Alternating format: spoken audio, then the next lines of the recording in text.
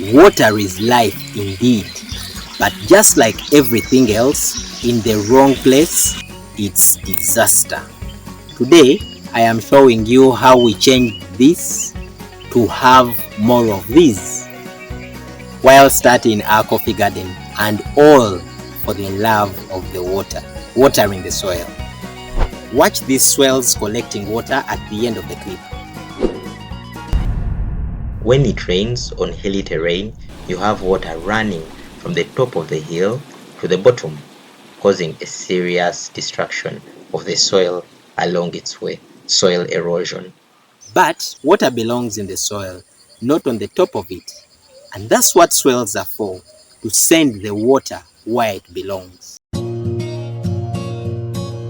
A swale is a ditch or trench dug on contour to interrupt water movement on the surface, and thus conserving not only the water but also the soil where the swales are constructed. When a swale is constructed, a heap of soil is dug to create a ditch and piled below that trench. When it rains, instead of the water running from the top to the bottom, it is slowed, it is sat, and it is sunk in the swale and slowly percolates into the soil. This percolation continues even after the downpour, slowly to the bottom of the hill.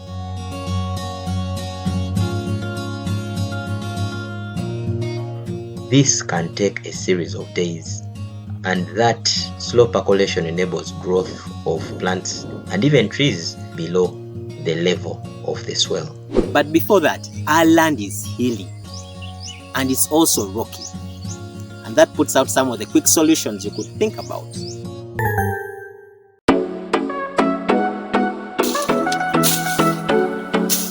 So first, we slashed part of the area to create a working space for us in order to be able to put some markings. And we used a tool called an A-frame in order to ensure that the markings we are putting are at the same level. Now that middle point helps us be able to identify that we've actually reached the middle point. While using the A-frame, we keep moving it up and down and keep altering it until we find leveled ground. Leveled ground is what technically you would call a contour. So because the land is hilly, we don't expect the contour or the leveled ground to be a straight line, so it will be curved. After marking out, we dug a trench along that area. Because this trench is on leveled ground, it changes the name from merely a trench to a swale. A swale is simply a trench that has been placed on leveled ground. What is found below a trench, that swelling or bump of soil, is called a berm. So right there in the ditch is the swale, and then just below it is the berm.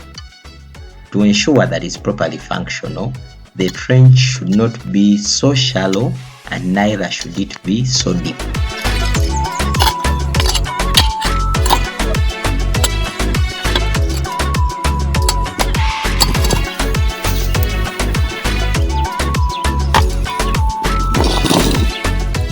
Because our land is hilly, we attempted to have a swale that had a base and a height of about 2 feet.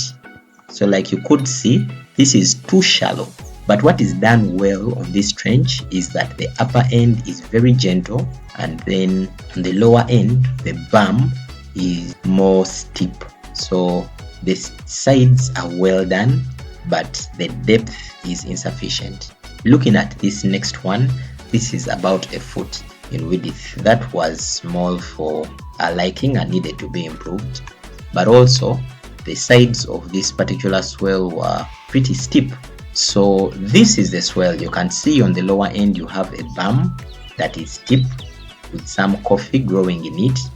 So looking at this from outside the garden at the fence, there is a swale in the middle, and then we dug coffee holes just below the swale and just above the swale. So that ensures that the swale traps the water, and then the plants that are both below and above can be able to benefit from the water that has been trapped.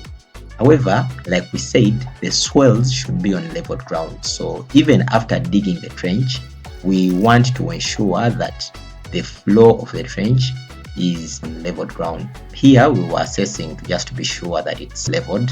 Looking at it from above in this coffee garden that had not yet been established, when we've cleared out the maize and slashed the entire place, we have a series of about 4 swales, and you could see them running all the way across. This would essentially be ready for planting. You can see we already planted the bananas, so that by the time we are planting the coffee has a little bit of shade. And that's how it looks like. There are a few trees, but supplemented with bananas to ensure that we have some shade for the coffee that we are going to plant. And that's how we are setting up the coffee garden.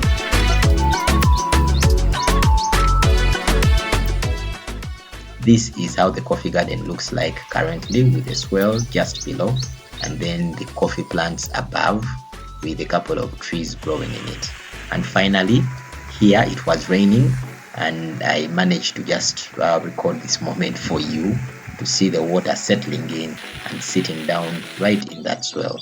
Right after the rain, you can notice that this place had water seated in it, and like you see, the grass from above is just falling down in the direction of the water, but even if that water was flowing, it could not exceed the swale, so it just sat down, and all the water that sat in this swale sank into the soil.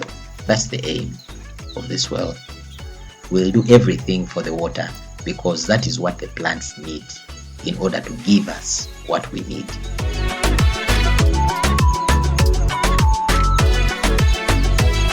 Wow, now you know how we develop the swales on the farm and how they are doing, and this looks perfect. However, we did a slight improvement to them, and I'm going to explain that in the next video just shortly.